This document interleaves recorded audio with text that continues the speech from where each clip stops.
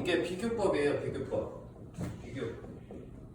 말 그대로 비교를 하는 거죠. 뭐랑 우리가 보편적으로 사람들이 조금 더 편안하게 접근할 수 있는, 내가 어딘가에서 들어본 편안한 거하고 비교를 하는 거예요. 그쵸? 자, 그러면서 있으시고요 하고 여기서 짧게 끝났는데, 이제 여기에서 우리가 살을 붙여야 됩니다. 그쵸? 이 스크립트만 줄줄이 외워가지고서는 할 수가 없어요. 만약에 그렇다고 하면 여러분들이 필요가 없겠죠? 그냥 이거 녹음해가지고 틀어놓겠죠? 그러니까 여러분들이 해야 되는 일들은 여기 중간중간에 살들을 붙여주셔야 돼요. 이해했죠? 그래서 여기 첫 번째 오피스텔이랑 비교 설명을 하고 나서 두 번째로 말씀드릴 대출 규제에 대해서 얘기하기 전에 요 사이에 뭐가 들어가면 좋을까요? 질문. 네, 질문. 어떤 질문이 들어가면 좋을까요? 부동산 투자는 잘하고 계시죠? 잘 하고 계시죠. 근데 우리가 오피스텔 얘기를 하잖아. 그럼 그거랑 관련된 얘기를 좀 물어보면 좋을 것 같지 않을까요? 오피스텔 투자한 경험이 있으세요? 네. 오피스텔 쪽은 잘 알고 계시죠? 관심 많으시죠? 오피스텔 쪽은 오피스텔을 혹시 뭐 가지고 계시는 게 있으시거나 좀 좋게 보고 계시거나 오피스텔에 대해서 이 사람이 어떻게 생각하는지에 대해서 물어볼 수 있겠죠. 그래서 그러면은 이 사람이 우리가 이 질문을 하는 이유는 뭘까요? 이 사람이 투자에 대해 관심이 있는지. 자, 우리가 질문을 할 때는 두 가지 이유가 있다라고 말씀을 드렸어요. 그렇죠? 첫 번째 이유가 뭐였죠? 네, 니즈파. 두 번째는 주도권. 내가 원하는 방향으로 끌고 가기 위해서 질문을 한다라는 측면에서 니즈 파악도 하면서 어떤 식으로 이렇게 주도권을 가져가는 거죠? 내가 이 사람한테 오피스텔 좋아하냐라고 물어봤을 때 이 사람이 대답할 수 있는 거 두 개밖에 없어요. 뭐죠? 네, 아니요. 네, 아니요밖에 없어요. 네라고 하면 뭐라고 하면 되죠? 잘하고 계시는데요. 네, 잘하고 계시는데요. 잘하고 계시는데 혹시 왜 좋아하시는지 여쭤봐도 될까요? 그럼 그 사람이 이런 이유로 오피스텔을 좋아해요라고 얘기를 하면, 그럼 그게 오피스텔이 아니어도 그런저런 이유가 충족이 되면 투자하실 마음이 있으시겠네요? 하고 물어보겠죠? 이해했죠? 네. 자, 그러면 아니요라고 대답했을 때는 어떻게 할까요? 또? 동의. 맞아요. 오피스텔은 이제 내가 대답하는 거야. 오피스텔은 이런저런 이유 때문에 요즘에 사람들이 좀 많이 기피하는 상품이 됐는데, 고객님도 그 부분에 대해서 그렇게 생각하시기 때문에 그런 거 같아요. 그럼 고객이 뭐라 그래?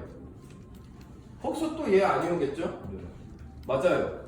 그러면 이제 내가 원하는 방향대로, 그래서 오피스텔보다 이런 것들이 요즘에 뜨고 있다. 봐. 지금 얘라고 대답했을 때랑 아니오라고 대답했을 때 내가 하는 말은 결국에 똑같죠. 내가 하고 싶은 말을 하기 위해서 그런 질문을 하는 거예요. 그렇죠. 오피스텔 관심 있으세요? 네.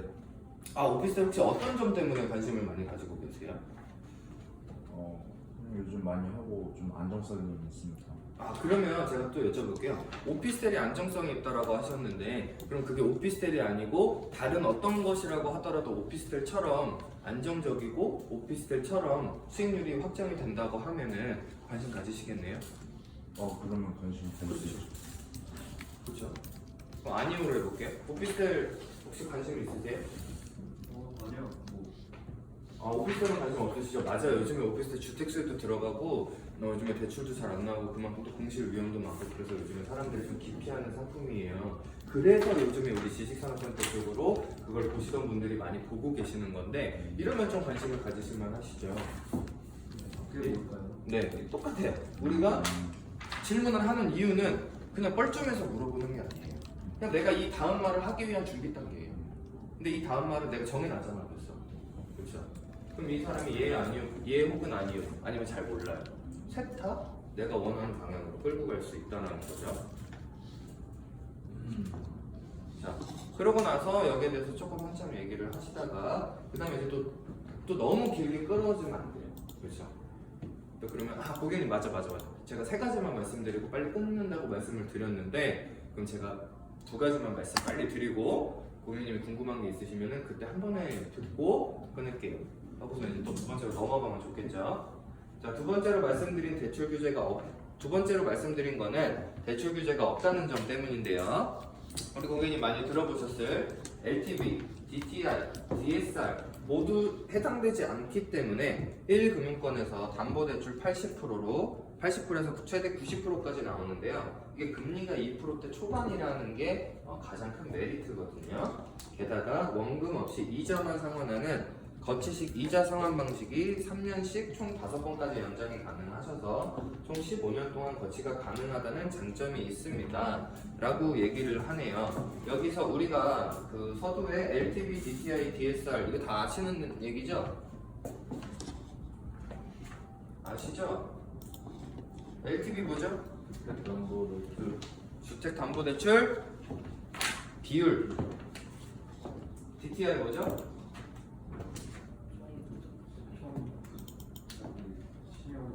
네, 소득 대비 담보대출, 소득 담보대출 뭐 그런 거죠. 그럼 DSR은 뭐죠? 네, 총 부채 비율이에요. 그러니까 이 어려운 말들을 우리 주부님들, 우리 아저씨들, 손님들도 대충 알아요. 대충 아는데 정확한 건 몰라요. 근데 우리가 이렇게 세 가지를 앞에다가 딱 박아놓고 가는 거는 어떤 의미가 있을까요? 전문성. 나 전문가다. 내가 지금부터 하는 말들은 어느 정도 신뢰를 보장할 수 있는 나는 전문가다 라는 거를 강조를 하고 시작을 하는 거예요. 근데 이거를 잘 하셔야 되는 게 우리 맨 처음 시간에 했었던 그 화법 중에 미러 앤 매치라는 화법이 있었어요. 그쵸? 고객의 목소리 톤을 따라하고 성격을 따라하고, 그쵸? 그런 화법이 있었는데 손님이 좀 이렇게 멍청한 것 같아. 이런 얘기 하면 될까요, 안 될까요? 안 돼요. 그쵸? 못 알아들어요. 괴리감 느끼고 안 들어요.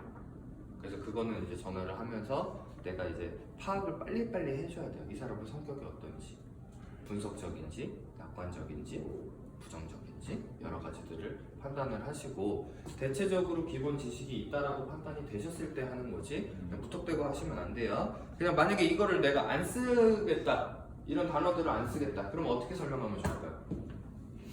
그대로 주택담보. 정부에서 이거 대출 규제를 안 해서 대출 많이 나와요. 끝. 끝. 어렵게 가지 마세요. 자, 그 다음에 1금융권에서 담보대출이 80에서 90%까지 나오는데 우리 아까 여기서 이제 다시 처음으로 한 번씩 돌아가서 또 비교를 해볼 수 있죠. 우리 아까 고객님 오피스텔 좋아하신다 그랬는데 그 사람들이 오피스텔을 선호하는 이유 중에 가장 큰 이유 하나가 대출이 많이 나온다라는 건데 오피스텔 혹시 대출 얼마나 나오는지 알고 계세요? 네, 맞아요. 잘 알고 계시네요. 70% 나와요. 근데 그게 지금까지는 가장 많이 나온다고 얘기를 해서 오피스텔 쪽으로 수요들이 많이 모였는데 지금 보세요. 저희는 80에서 90% 나와요. 좋죠. 또 질문을 할 수 있겠죠. 그 다음에 이제 쭉쭉쭉쭉 얘기가 끝나고 나서 이제 두 번째 설명이 끝났어요. 그럼 두 번째 설명 끝났으면 뭐 해야 된다? 질문. 또 어떤 질문을 하면 좋을까요? 여기서 무슨 질문을 하면 좋을까요? 근데 이게 3년씩 5번까지 연장 가능한가요? 네, 저도 몰랐어요. 여기 팀장님이 알려주셔가지고 저는 3년씩 3번인 줄 알았는데 3년씩 5번이라고. 우리는 아무것도 몰라서 그렇다면 저도 잘 모르고 그리고 제가 항상 얘기하죠. TM도 그렇고 브리핑도 그렇고 잘 하면요 뭐가 문제가 되지 않아요? 아무것도 문제가 되지 않아요. 가격도 문제가 안 되고요. 그쵸? 네. 대출 비율도 문제가 되지 않고요. 이자 얼마 냈는지도 중요하지가 않아요. 그쵸? 네. 브리핑 정말 잘하면 이게 비싼지 싼지 몰라요. 손님 신경 안 써요. 왜? 자기는 비싸든 싸든 벌 거니까. 그쵸? 대출도 많이 나오든 적게 나오든 자기는 상관없어요. 왜? 돈 벌 거니까. 그래서 요거는 그렇다고 하니까 그런 줄 알고 하시면 됩니다.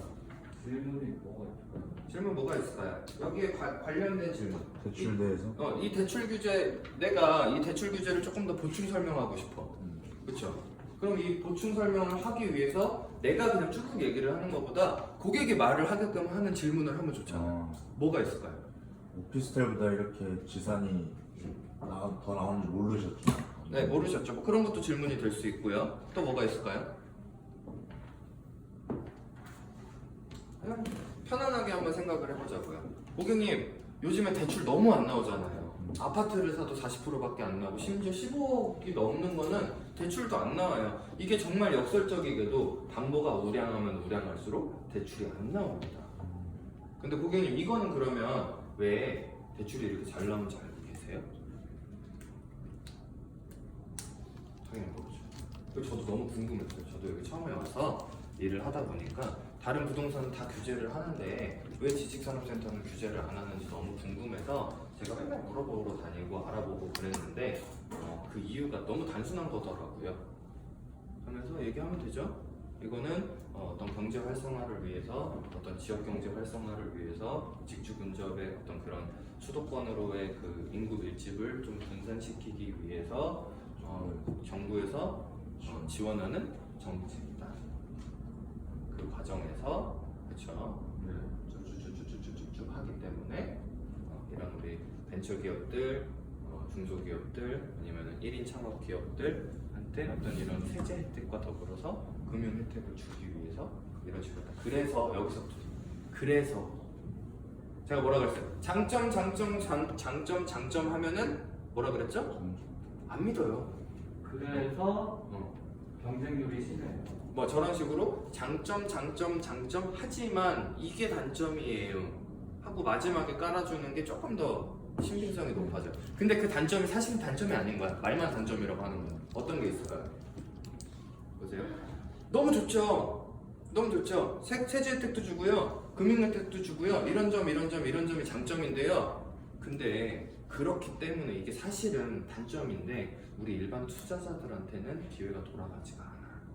하지만 또 돈이 보이는 곳에 우리 투자자들이 가만히 있을 사람이 아니죠. 다 방법을 찾아왔습니다.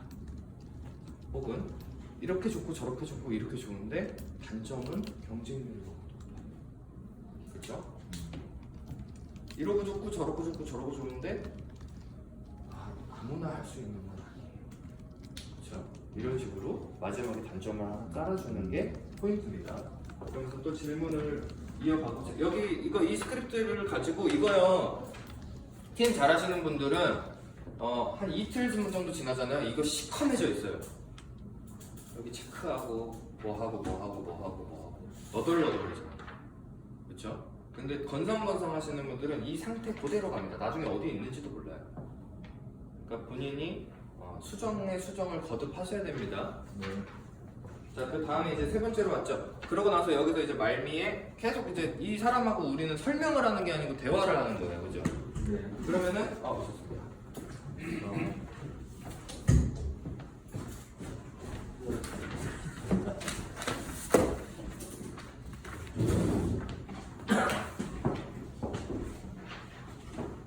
지금 세 번째 설명하고 있어요.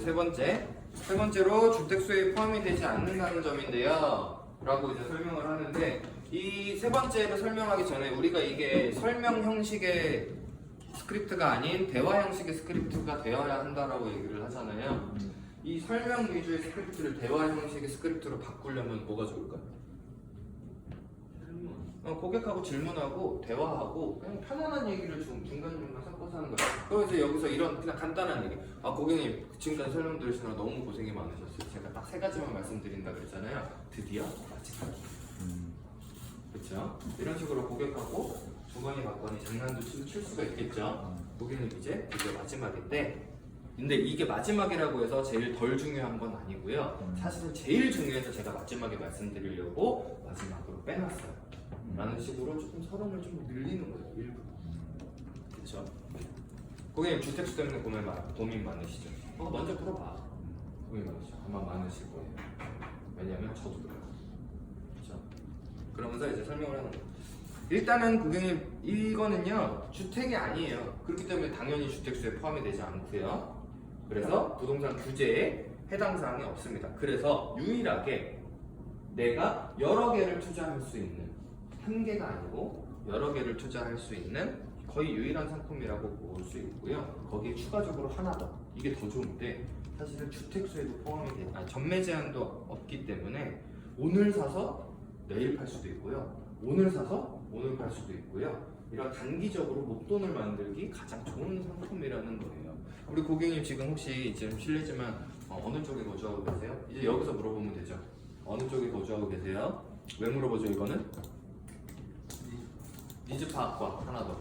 그 질문은 두 가지 형태로 한다 그랬어요. 근데 모든 질문은 이 두 가지가 다 내재돼야 된다라고 했어요. 그렇죠? 여기 그 윤 대리님 지금 오셨으니까 이거 한 번만 더 짚고 넘어갈게요.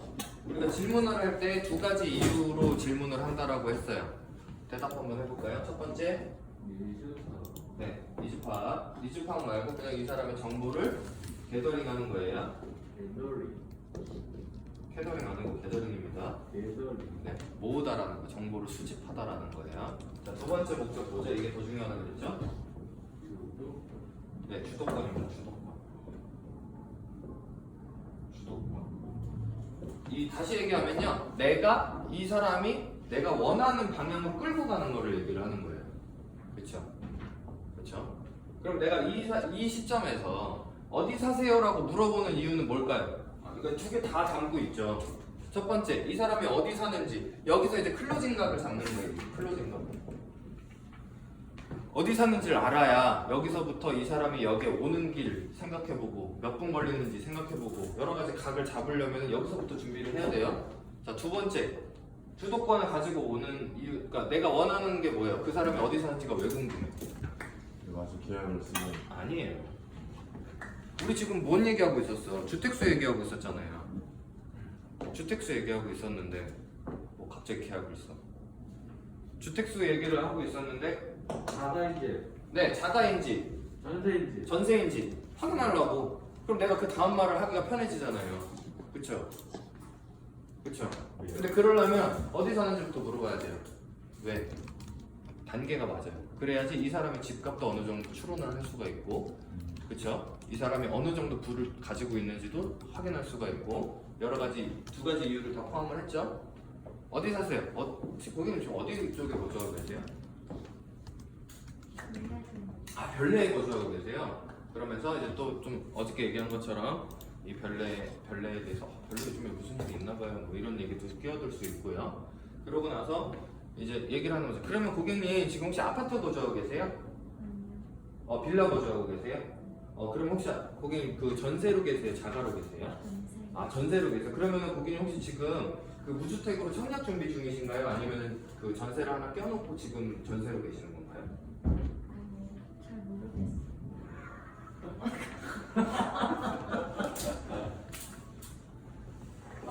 전세로 계세요? 자가로 계세요? 전세요. 아, 전세로 계세요? 그러면 혹시 지금 뭐 무주택으로 지금 청약 준비를 하고 계시나요? 아니면은 집을 하나 사놓으시고 따로 전세를 주시고 여기 따로 전세를 살고 계신가요? 없고요. 청약하고 아, 청약하고 계세요. 그러면은 지금 주택을 보유하신 적이 아직까지는 없으신 건가요? 그렇죠. 아, 그러면은 지금 이제 생애 최초 주택에 도전을 하셔야 될 텐데, 자, 이 사람에 대해서 제가 안 게 많아졌죠.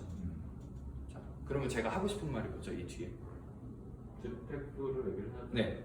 지금 이 사람은 머릿속에 청약밖에 없다라는 거, 주택 청약밖에 없다라는 거. 근데 주택 청약의 치명적인 게 뭐죠? 가점이잖아요. 그렇죠. 가점 떨어지면 안 되잖아요. 근데 내가 주택을 보유를 하는 순간 가점이 떨어지죠. 그렇죠. 그럼 내가 얘기를 하고자 하는 것하고 연결이 되나요, 안 되나요? 되죠. 그죠? 그럼 고객님 지금 조마조마해서 부동산 투자는 아예 생각도 못 하시겠다. 그렇죠. 당연히 생각 못 하지. 뭘 괜히 잘못 샀다가 이게 덜컥 주택수혜라도 포함이 되면은 가점 왕창 가까운 건데. 그렇죠? 아예 못 들어가죠. 가능성이 완전히 희박해지죠. 그래서 그러신 분들이 요즘에 저희 거를 투자를 많이 하세요. 그럼 제가 또 여쭤볼게요. 그러면 주택 청약을 지금 준비를 하고 계시는데 혹시 어느 지역 쪽에 준비를 하고 계세요? 왕숙. 너무 좋은데 보고 계시네. 근데 왕숙이 그거 알고 계세요? 왕숙이 지금 LH, 그러니까 임대아파트 쪽으로 많이 들어오고 어떤 그런 민영으로는 많이 안 들어오는 것도 알고 계시겠네요. 그런 건 잘 몰라요. 그 제가 왜 여쭤봤냐면은 그 민영 분양, 그러니까 민간 분양이 별로 없기 때문에 분양가가 생각보다 싸게 나올 것 같지 않아요. 근데 그러면은 그리고 잘 아시겠지만 지금 주택담보대출 비율이 매우 낮기 때문에 어떻게 보면은 현찰이 많이 필요한 투자가 될 것 같아요. 네. 혹시 좀 지금 준비는 잘 하고 계세요? 네. 지금 그럼 현금으로 보유를 하고 계신 거예요?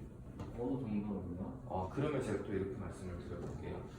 이 지금 현금을 가지고 있으면 손해라는 거 정도는 알고 계시죠? 그렇죠. 근데 어쩔 수 없이 지금 다른 거를 살 수가 없으니까 어쩔 수 없이 현금으로 들고 계시는 거죠. 네. 그런 분들이 지식산업센터를 많이 보러 오시는 이유가 바로 그런 것 때문이에요. 청약의 가점에 영향이 없고 내 돈을 그냥 둠으로써 손해를 보는 일을 방지하고 여러 가지 이유들로 하면서 이끌어가면 되죠. 그러면 제가 주도권 가지고 있나요? 네. 제가 이 사람 정보 수집했나요? 네. 됐죠? 질문 아무 이유 없이 하는 거 아닙니다. 어떤 뜻을 가지고 질문을 해야 됩니다. 그리고 우리가 전화를 하면 거의 대부분의 사람들이 자기 집을 가지고 있어요. 그렇죠? 그럼 집을 가지고 있는 사람이라고 가정을 해보고 다시 얘기를 해볼게요. 집 갖고 있고 집값이 좀 많이 오른 그냥 좀 편한 아줌마예요. 제가요. 네. 어머니 혹시 어느 쪽에 거주하세요? 면목동이요. 면목동. 혹시 아파트 거주하시는 거예요? 네. 아이고 혹시 자가로 계시는 거죠? 네. 아이고 너무 부럽다. 너무 부럽다. 저 거기 다 못 가서 난리인데 거기 엄청 좋아졌잖아요. 근데 막 찾아보는 거 보니까는 2017년부터 해가지고 2017년부터 해가지고 집값이 이만큼 올랐어. 어머니 혹시 주택 취득 언제 하신 거예요? 2017년인데 그때 6억대 아니었어요? 지금 10억이 넘던데? 인터넷 찾아보면 다 나와요. 그냥 그래프로 나와요. 찾는데 얼마나 오래 걸려? 면목동 무슨 아파트 딱 치면요 네이버 부동산 들어가면 시세가 그래프로 나온다. 그래프로. 그럼 그 사람이 산 시점 2017년 6억 7억 나와. 그리고 지금 시세 나와요. 호가도 나오고. 그냥 그대로 읽어서 얘기를 하면 돼. 아이고 좋으시겠다. 그쵸? 그럼 내가 이걸 왜 여쭤봤어? 근데 고객님 지금 그러면 자가로 계시면은 지금 1가구 2주택 때문에 다른 거 투자를 아예 고려를 못 하시겠네요? 그래서 지식산업센터들 많이 들어오세요. 주택수 때문에 지금 뭐 아무리 좋은 걸 사가지고 많이 오르면 뭐해. 세금으로 다 나가는데. 그쵸? 그러면서 이제 예를 하나 들어주는 예를 하나 들어주는 제 고객님 중에 한 분이요. 반포동에 옛날부터 오랫동안 반포동에 거주를 하시던 분이 계시는데 요번에 재개발이 들어가면서 30평짜리 아파트 두 채로 분양권으로 받으셔가지고 어쩔 수 없이 자기 의도와 상관없이 1가구 2주택이 되셨어요. 그쵸? 그래가지고 이 사람은 지금 그 전에까지 종부세를 1년에 뭐 한 300만원, 400만원 내시던 분이 지금 종부세를 1년에 8천만원을 내세요. 그래가지고 팔려고 내놓으려고 했더니 양도세를 10억을 내요. 팔지도 못해요. 이런 얘기를 해주면 이거 다 이 주위에 누구 주위든 한 명씩은 있는 케이스거든요. 이런 얘기를 내가 비교를 해줌으로써 이 사람한테 각인을 시켜주는 거예요. 더 니즈 환기죠. 주택에 포함되는 물건보다는 주택에 포함하지 않는 쪽으로 포커스를 맞춰서 투자를 하는 게 맞겠구나. 다른 사람들도 다 그렇게 생각을 하고 있겠구나. 그로 인해서 수요가 이쪽으로 몰리고 있겠구나. 수요가 몰리면 뭐다? 돈이다. 이거를 이 사람한테 직접적으로 생각할 수 있는 그런 방향성을 제시를 해주는 거예요. 이런 질문을 통해서 이 사람의 정보도 수집을 하고 내가 원하는 방향으로 이 사람을 끌고 간다라는 거죠. 이해하셨나요? 자, 그 다음에 이제 여기서 내가 이제 끊어야 되는데 그냥 말을 계속 하죠. 세 개만 얘기하고 끊는다 그랬는데 이쯤 되면 이제 고객도 여기까지 들었다는 거는 이 고객도 이제 관심을 갖고 있다라는 얘기예요. 그렇죠? 그렇죠? 그럼 이제 또 얘기를 해보죠. 자, 그럼 여기서부터는 이제 조금 더 자세하게 풀어주는 거예요. 더 자세하게. 그래서 여기 이제 세 가지의 설명이 다 끝나고 여기서 내가 스킬이 조금 된다 라고 판단이 되면 그 다음 은근슬쩍 넘어가지 마시고 고객하고 대화를 좀 하세요. 고객님, 제가 딱 세 가지만 말씀드리고 끊는다 그랬잖아요. 근데 지금까지 들어보시니까 어떠세요? 되게 유익하고 재밌죠? 그래서 제가 5분만 시간을 더 주시면 여기에 대해서 조금만 더 자세하게 설명을 해드리고 어머님한테도 도움이 되는 내용들이니까 설명을 하고 끊을게요. 어떠세요? 하고 한번 물어보고 진행을 하는 것도 괜찮아요. 근데 내가 아직 그 정도 스킬은 안 된다. 그러면 그냥 물에 술 탄 듯 술에 물 탄 듯 쭉 넘어가면 됩니다. 자, 제가 맨 처음에 실투자금 2천만 원이 들어가면 월세 100만 원 받는 게 가능하다라고 말씀을 드렸잖아요. 이게 어떻게 되는 건지 여기서 클로징을 한번 중간에 녹입니다. 중간에. 이거는 여기서 오케이 사인이 안 떨어져요. 당연히 안 떨어져요. 당연히 안 떨어져요. 근데 이 사람한테 약간의 부담을 주는 거죠. 너 지금까지는 편하게 듣고 있었지. 부담 한번 가져. 부담 한번 갖고 여기서 온다 그러면 좋은 거고 안 온다 그래서 제가 뭐라 그랬죠? 축구예요.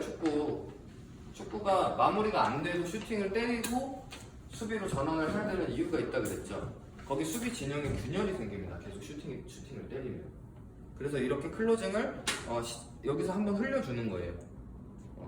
그래서 모델하우스로 한번 나와서 직접 보실래요? 아니면 전화로 조금 더 설명드릴까요? 이 질문을 함으로써 이 고객은 어떻게 되죠? 양자택일화법이죠 이거? 양자택일화법이죠? 그렇죠? 부담을 가졌죠? 그럼 이 사람이 선택할 수 있는 끊는다라는 거는 이미 없어진 거야. 뭐죠? 좀 더 들을게 그러면. 좀 더 들을게. 이렇게 되는 거죠. 올 수도 있어요. 올 수도 있고요. 근데 가는 건 아닌지 모르겠는데 둘 중에 하나 골라라 그러니까 그러면 조금 더 들을게. 양자택일화법의 아주 좋은 예시죠. 자, 그래가지고 또 1차로 내방을 유도를 했지만 사실은 내방 유도라기보다는 압박감이죠. 압박감. 이걸 주고 그 다음에 이제 여기 밑에 상황을 치는 게 나오죠. 상황. 시츄에이션. 자, 왜냐면 저희 센텀스퀘어에서 실질적으로 로얄 호실이 50개밖에 안 되는데 이게 시행사에서 묶어놨던 시행사 보유분 호실이라고 혹시 알고 계시죠? LH 사태 아시잖아요. 내부자들끼리 지들끼리 다 해먹은 거 이게 그 시행사 보유분 물건입니다. 그쵸? 이게 이제 나오는데요. 아직 언제 나온지 몰라요. 근데 이제 곧 나오는데요. 나오면 아마 바로 다 나갈 건데 이걸 빨리 나오시면 이걸 한번 볼 수가 있어요. 그래서 이번 주까지는 나오셔야 되거든요. 자, 여기서 또 클로징 한 번 더 하죠. 그렇죠? 이건 또 뭐죠? 압박감. 네, 또 압박감을 한 번 더 주는 거예요. 자, 그 다음에 이 사람이 그래도 어떻게 또 바로 결정을 해? 바빠. 또 어쩌고 저쩌고 온갖 이유를 대가지고 또 이제 신사 부르겠죠. 거절을 하겠죠. 그러면 또 우리가 뭐라 그래요 거기다가? 조금 더. 이제 다시 나도 이제 수비로 내려와야지. 계속 때리고만 있을 순 없잖아. 그렇죠? 다시 내려와야죠. 알겠습니다. 부담 안 드릴게요. 그러면은 제가 마저 간단하게만 얘기하고 끝낼 테니까 이거 들어보시고 관심 있으시면 오세요. 어차피 하실 생각이 있으시면은 한다 안 한다만 결정하면 되는데 나중에 와서 한다 못 한다가 될 수도 있기 때문에 일단 결정을 하기 전에 와서 보고 가세요 라는 식으로 한 번 더 얘기를 해볼 수가 있을 거고 그냥 편안하게 들어보세요 그러면 하고 이제 마지막 클로징을 위해서 좀 남겨놓을 수도 있는 거죠. 자, 이렇게 해놓고 이게 너무 좋은 게 클로징은 마지막에 들어간다라는 게 원래는 그 정석이죠. 설명 다 하고 클로징 하는 게 정석인데 이렇게 중간중간에 클로징이 들어가는 게 훨씬 더 유리해집니다. 나중을 위해서. 자, 그 다음에 이제 그러면 이제 또 이제 설명을 하는 거죠. 센텀스퀘어가 오피스텔하고 다른 점, 오피스텔보다 업그레이드된 점에 대해서 또 간단하게 세 가지만 말씀드려볼게요. 또 세분화 시킨 거죠. 그렇죠? 자, 첫 번째는 임대차 계약 기간에 대해서고요. 두 번째는 입주하는 세입자에 대한 거고요. 세 번째는 시세 차익의 폭이 또 다르다라는 건데요. 그 중에서 첫 번째, 임대차 계약이 오피스텔 같은 경우는 잘 아시겠지만 이러면서 또 오피스텔 얘기를 한참 해요. 혹시 어머니 오피스텔 가지고 계신 거 있으세요? 가진 거 가지고 있으세요? 네. 있으세요? 네. 혹시 어디 쪽에 계세요? 청량이요. 청량리. 1스테이트? 엄청 많이 가셨겠네. 거기 이제 내년에 준공이잖아요. 네. 좋으시겠다. 그럼 청량리 1스테이트 같은 경우는 월세가 지금 보통 한 100만 원 정도 예상이 돼 있는데 그러면 거기에 그 입주자들이 그 이주 수요가 분명히 확정이 되어 있는데 그 사람들이 혹시 누군 줄 알고 계세요? 몰라요. 청량리는 그나마 다행히 거기 R&D 바이오 클러스터가 생기면서 거기에 이제 그 일하는 사람들이 한 6천 명 정도가 들어가요. 그런 이제 수요들이 생기는데 그런데 말고 일반적인 오피스텔 같은 경우는 누가 들어가죠? 뭐 학생들도 들어가고요. 자취생들 이런 사람들이 많이 들어가는데 저도 오피스텔이 하나 있어요. 근데 월세는 70만 원을 받는데 진짜 뻥 안 치고 6개월에 한 번씩 사람이 바뀌어요. 경비도 계속 나오고요. 수리비도 계속 나오고요. 아주 신경 쓸 게 한두 개가 아니에요. 근데 저희 거는요.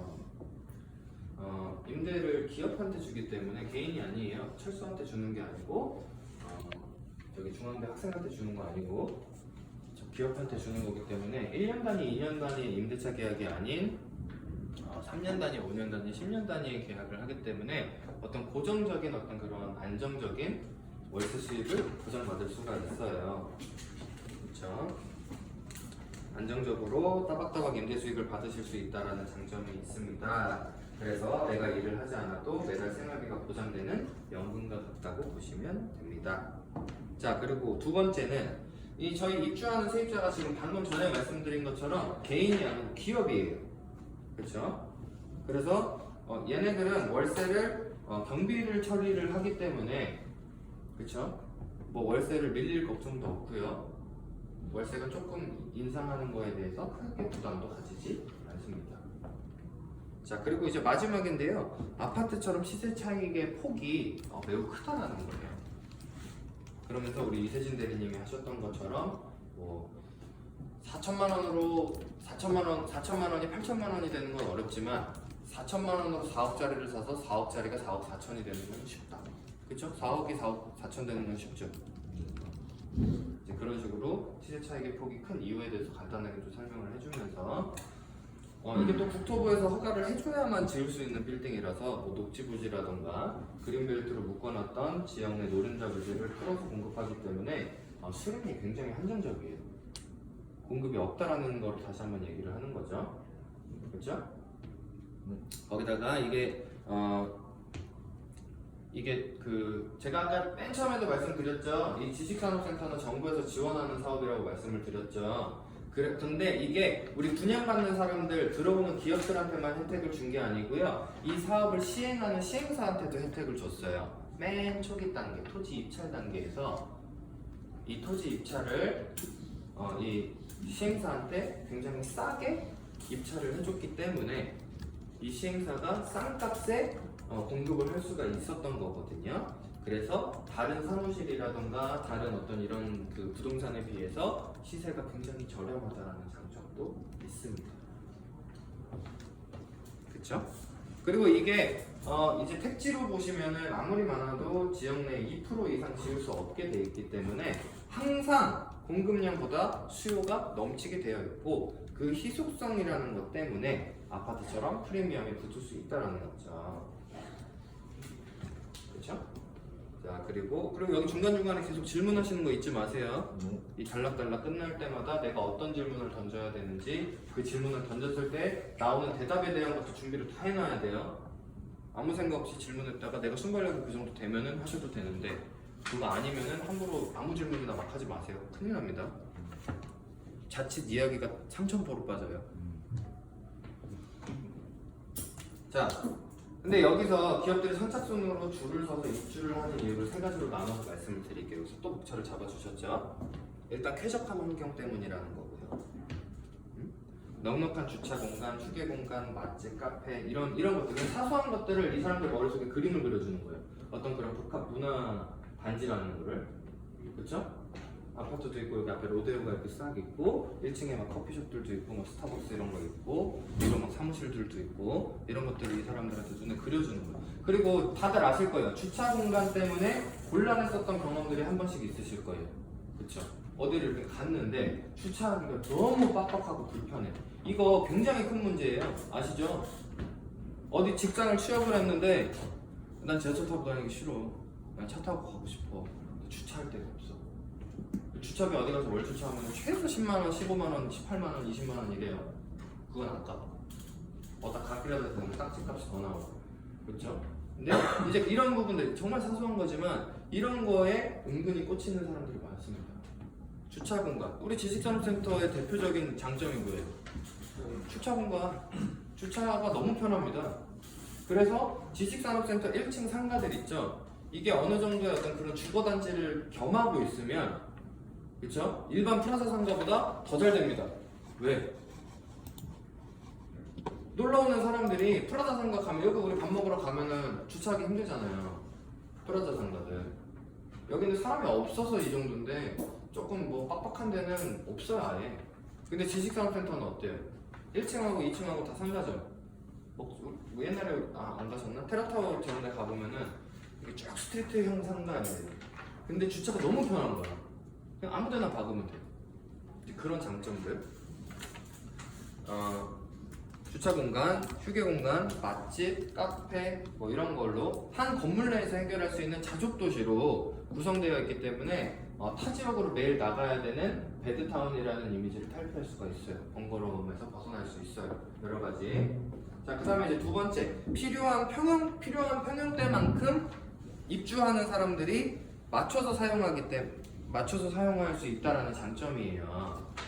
그러니까 그래서 우리는 몇 평을 살 거냐가 중요한 게, 그게 얼마인데가 중요한 게 아니고요, 얼마 투자할 수 있는 데가 더 중요해요. 또 그거보다 한 단계 넘어가서 고객님 월세 얼마 받고 싶으세요가 더 중요해요. 그만큼 투자하면 되는 거 같아요. 그렇죠? 딱 정해져 있는 게 아니란 말이에요.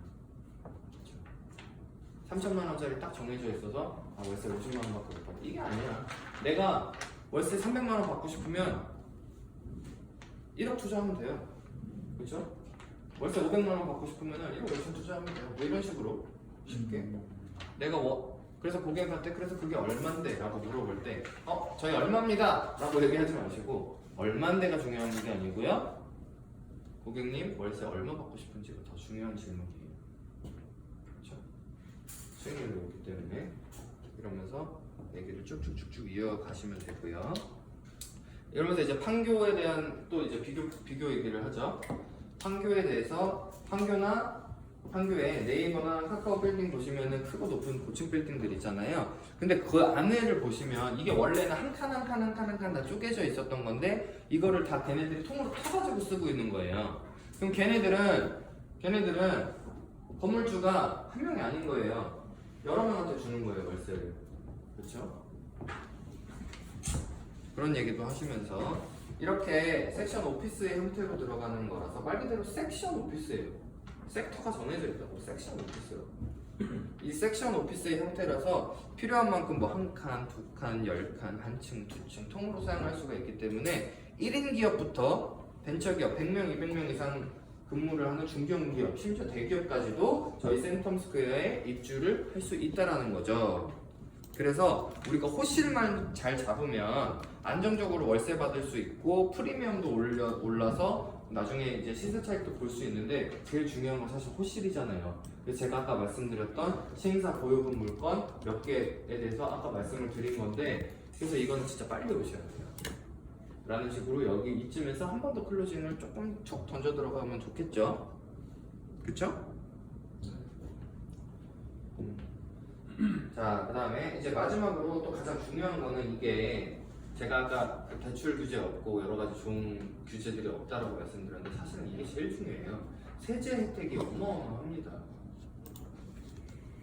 일단 취득세 감면, 재산세 감면, 법인세 감면 등등의 혜택들이 있는데 그 감면 혜택의 폭이 어마어마하게 커서 연 매출에 따라서 어느 정도의 어떤 그런 세제 혜택을, 세금 감면 혜택을 받을 수가 있다라는 거예요. 라고 하면서 비교 케이스 얘기해주면 좋겠죠.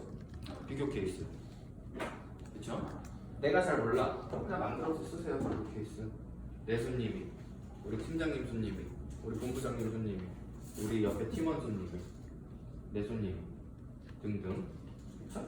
얘기를 해주면 좋을 것 같아요. 그냥 이런 거예요. 그냥 쉽게 얘기를 하면 저희 손님 중에 그 법인이 매출이 한 105억 정도 하는 법인이 있는데 꾸준하게 한 100억, 105억, 뭐 110억 이 정도 하는 법인이에요. 법인세를 연간 2억씩 내세요. 1억 8천 낼 때도 있고 2억 낼 때도 있고 2억 2천 낼 때도 있고, 근데 연간 한 2억 정도를 내세요. 그럼 이게 이 사람 입장에서는, 근데 그 기업이 매출은 많은데 광고하는 회사라 사람이 많지가 않아요. 10명이 안 되는 걸로 알고 있어요. 근무하는 인원이. 그렇죠? 그럼 이 사람은 섹션 오피스 들어오면 몇 칸 필요하죠? 한 칸, 두 칸? 뭐 한 칸, 두 칸? 한 칸, 두 칸. 근데 우리가 한 칸, 두 칸 하는데 얼마 들어가죠? 5천만 원. 5천만 원 들어갑니다. 5천만 원 들어가면은 이 사람은 10억은 세제 혜택을 받고 시작을 하는 거예요. 10억 안 내주세요. 그럼 남는 장사인가요? 손해보는 장사인가요? 엄청 남죠. 다 남죠. 다 남죠. 그저지, 그저. 거저지. 네, 이런 거에 대해서 좀 얘기를 해주면 좋고요. 여기 법인세 된다는 거네요? 아직 확인을 못했어요. 아니 여기 어른들이 안 나와가지고 물어볼 사람이 없어요. 다 저쪽 가 있잖아요. 그린어도. 오늘 저녁 먹기로 했으니까 오늘 같이 한번 물어볼게요.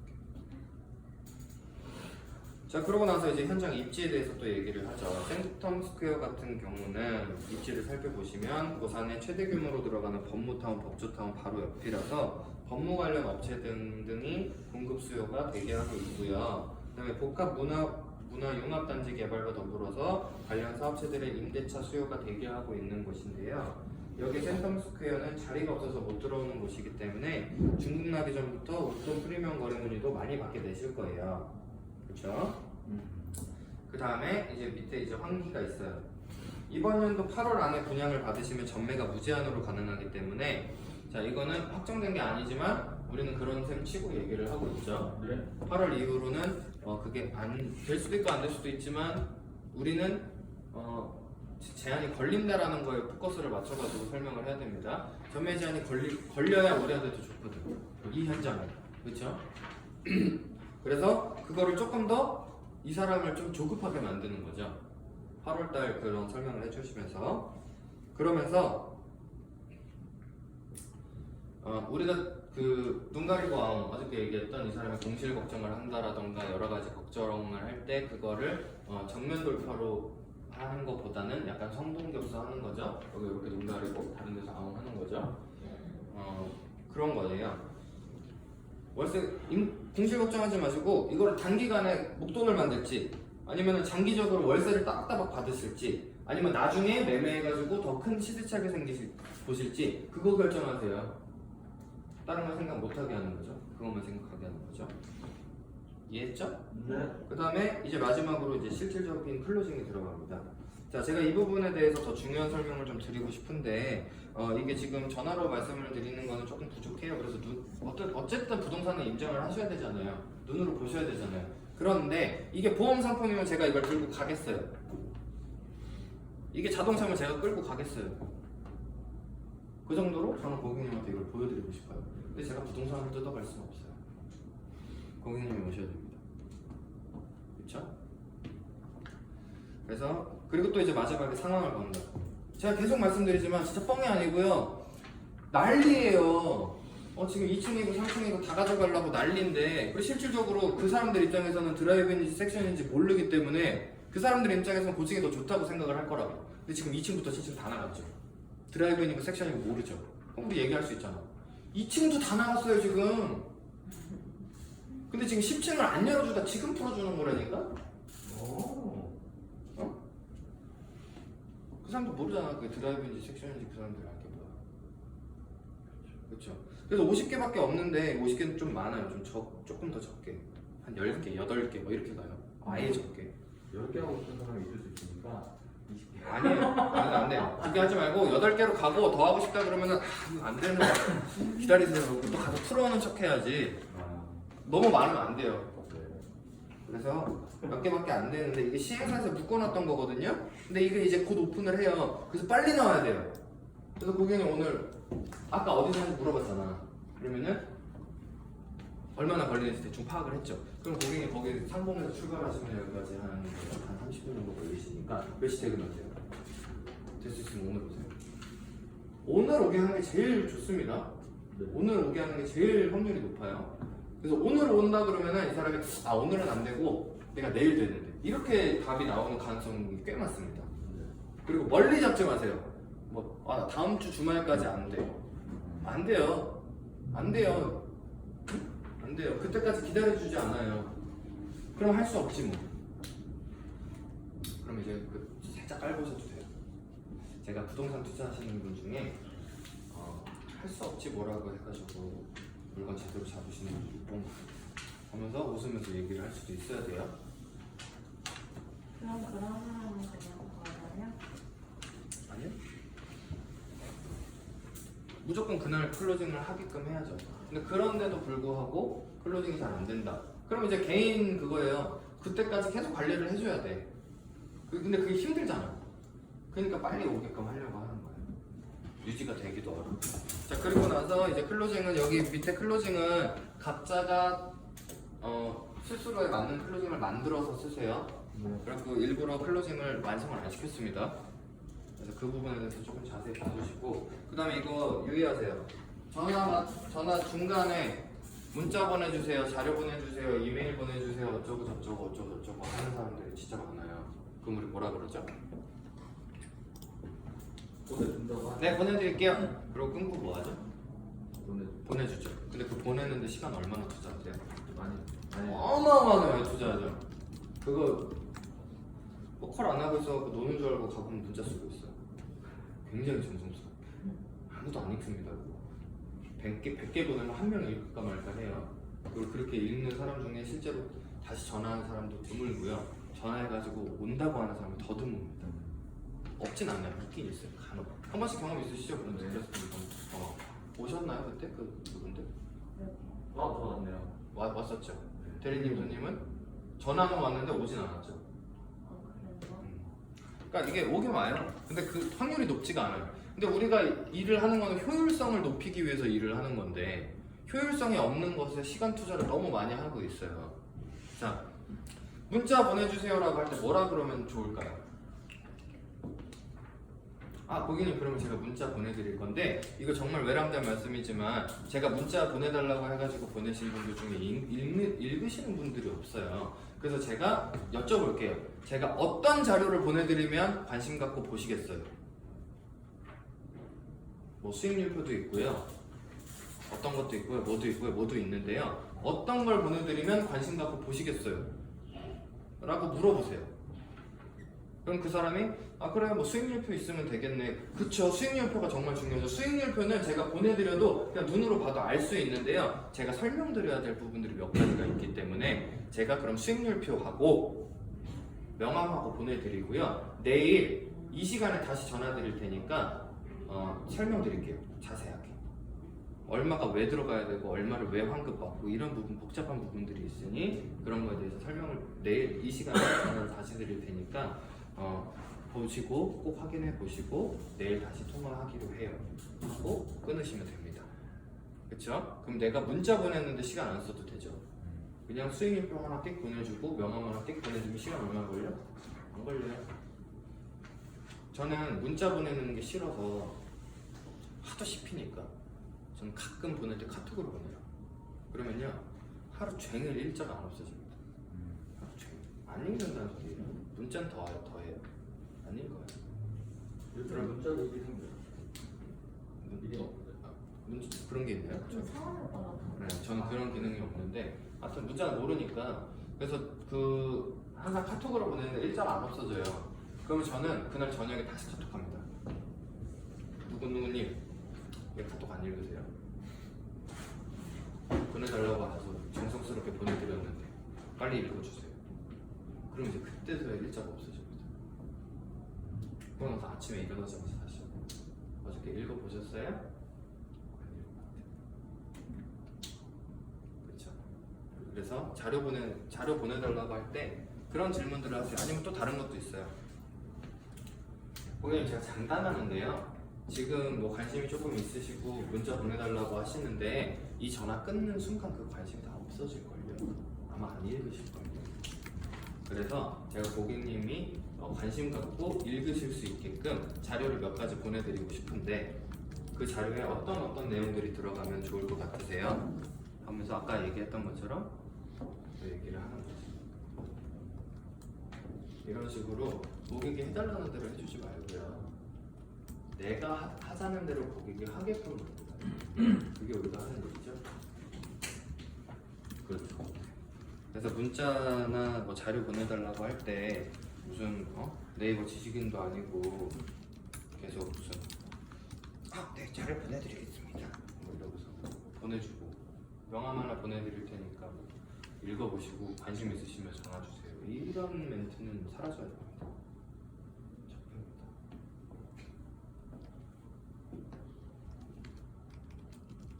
질문 있으십니까?